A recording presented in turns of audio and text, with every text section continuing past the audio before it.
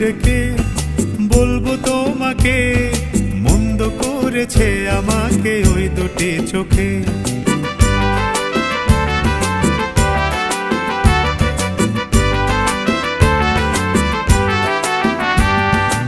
আমি যে মাতাল হাওয়ারি মতো হয়ে যেতে যেতে পায়ে পায়ে গেছি জড়িয়ে।